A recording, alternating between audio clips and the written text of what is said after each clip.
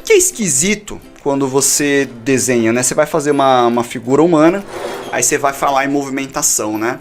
Ah, eu vou desenhar, eu acho que meus desenhos estão meio estáticos, meus desenhos estão meio rígidos, não parece estar movimentando. Mas, cara, desenho não se mexe. Ou se mexe? Desenho não se mexe, o desenho ele é estático. Então, quando você fala em movimentação anatômica, você fala na forma como você percebe e interpreta o desenho. Tá? Não é o desenho em si que dá, né? Tem ali um movimento. Então você precisa pensar por que certas coisas dão a impressão de estar em movimento e outras coisas não dão a impressão de estar em movimento. E a maneira como você começa a se tocar disso é mais esquisita do que parece. Tá? Você olha e você fala, nossa, a gente parece que a nossa interpretação é meio boba, mas você vai ver que é um bobo que quando você entende como isso funciona, vira um divisor de águas, que é o seguinte. Pronto, sou eu ali, tá? Simplificadamente, sou um corpo humano aí, né? Quando a gente aprende a desenhar corpo humano, provavelmente você vai fazer as figuras mais estáticas, assim, frontais, né? Ao estilo model sheet, né? Todo mais rigidão, assim, de frente. Por quê? Porque assim você consegue enxergar de forma mais fácil as principais simetrias do corpo humano. Tá? Principais simetrias, que a gente tem um corte vertical, nós temos pares de membros, pares de pernas, certas alturas, a coluna vertebral está exatamente aqui no meio. Tá? A gente percebe melhor essa relação simétrica do corpo. Tanto que a gente aprende as proporções observando de frente. Você não faz, né, não começa estudando anatomia já pegando a angulação logo de cara, tá? E se você bem se lembra das minhas aulas, eu falo que primeiro você precisa entender a estrutura, você precisa entender as proporções antes de partir para deduções mais elaboradas, como movimento, expressividade ou coisas assim. Você precisa primeiro saber o que você está desenhando. Então você começa vendo assim. Só que qual que é o lance, assim? Você entende esse boneco, que esse boneco está estático, não só por uma série de deduções que você tira quando olha para um corpo humano que está parado, mas principalmente por uma relação horizontal-vertical. Você tem aqui o que a gente chama de eixo X e eixo Y, tá? Que é horizontal e vertical. E o que tem isso a ver, né, Thiago? Por que você está falando isso? Ora, quando você enxerga a relação de eixo X e eixo Y, você pensa nas alturas. As relações de altura que nós temos está associado muito com a distância que você está em relação ao piso, ao solo, e também a relação da gravidade. Tá? Todo mundo que sabe o que é a gravidade. Quando uma figura ela está em pé, né? Você imagina ela sempre em equilíbrio em relação ao eixo da gravidade. Você está em equilíbrio neste exato momento, porque se você não estiver, você cai. Quando a gente anda, caminha, se movimenta, o que a gente faz? A gente cria um desequilíbrio e volta a ter equilíbrio. Equilíbrio, desequilíbrio, equilíbrio, desequilíbrio, e você movimenta a massa do seu corpo no plano, trabalhando o peso em relação à gravidade, certo? E a gente percebe as coisas dessa maneira. Embora isso aqui, ó, né, você veja esse eixo XY sempre em relação ao seu observador. Ou seja, você entende que aqui embaixo tem um piso, mas não tem piso nenhum. A gente define, a gente deduz que tem um piso. Inclusive, um erro muito comum é a pessoa, quando está fazendo exercício de anatomia, usa a base da folha como se fosse o chão. Ou você está fazendo quadrinho, você usa o limite da calha como se fosse o chão. Não faz isso, tá? Fica esquisito pra caramba. Por que eu falei essa brisada aqui, essa viagem rapidinha aqui pra vocês? Porque eu quero que vocês percebam 3 eixos importantes para você entender a relação anatômica. O primeiro é esse aqui, que eu vou chamar de eixo horizontal 1. O segundo é esse aqui, que eu vou chamar de eixo horizontal 2. E o terceiro é esse aqui, que é o eixo vertical. É 1, porque não tem eixo vertical 2. Tá bom? E uma outra grandeza que não está no corpo, mas é uma ação constante, que é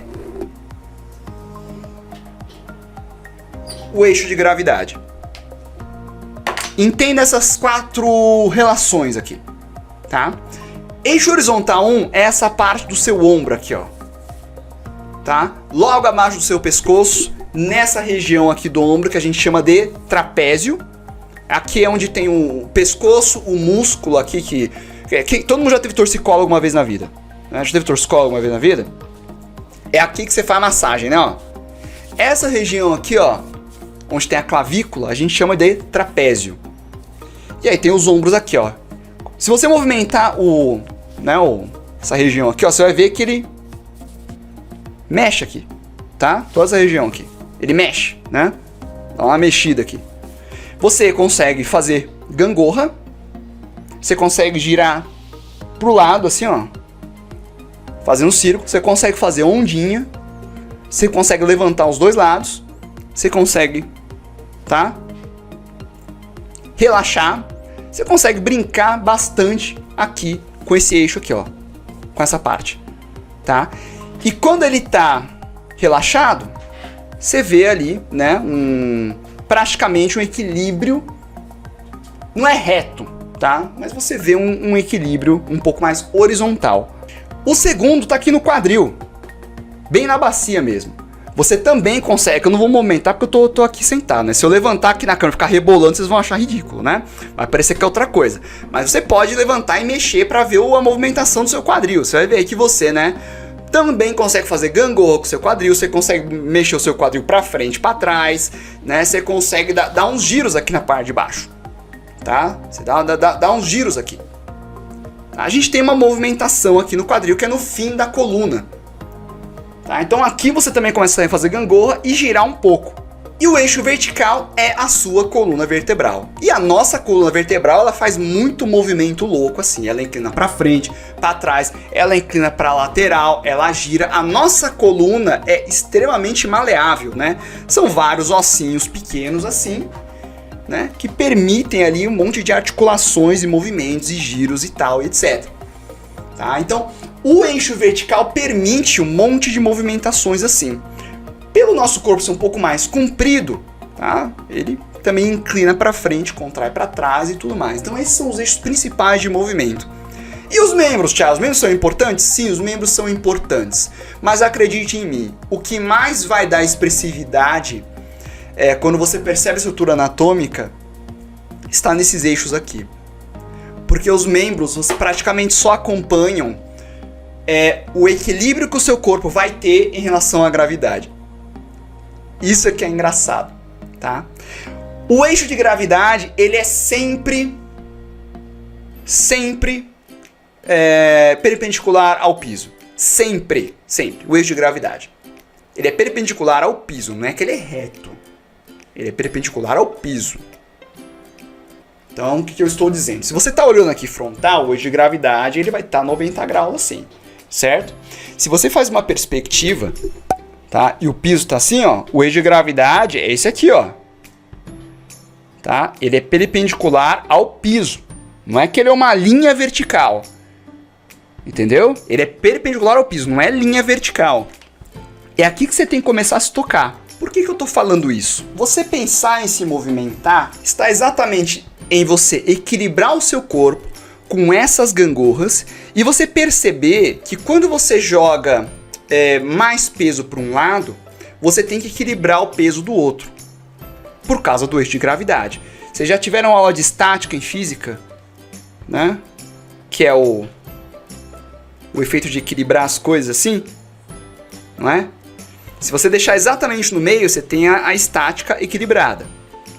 Se eu puxar mais para cá, ó, eu perco o equilíbrio. Aqui fica mais pesado, fica mais comprido. Só que se eu botar um pezinho aqui deste lado,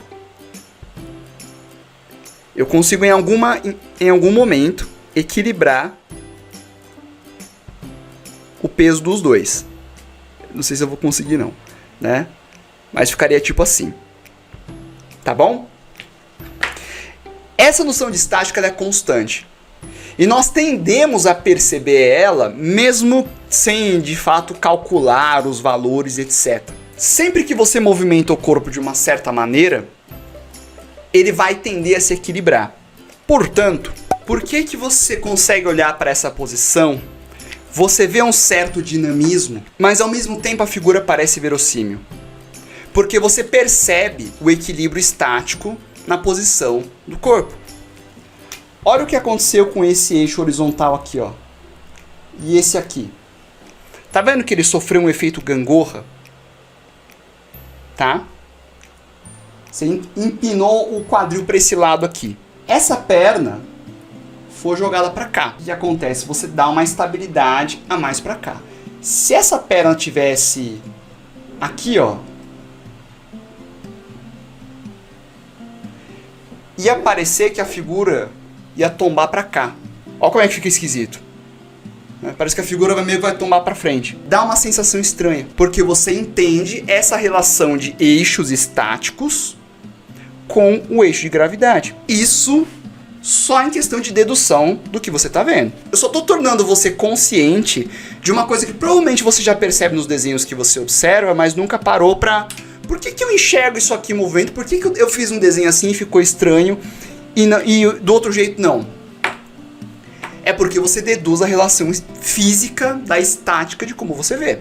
Então o que eu estou dizendo para você é, essas brincadeiras aqui de angulação, né, que dá aí um efeito gangorra, pode causar em você a sensação de dinamismo, coisa um pouco mais estática, ou uma coisa bem esquisita, assim, parece que não faz muito sentido.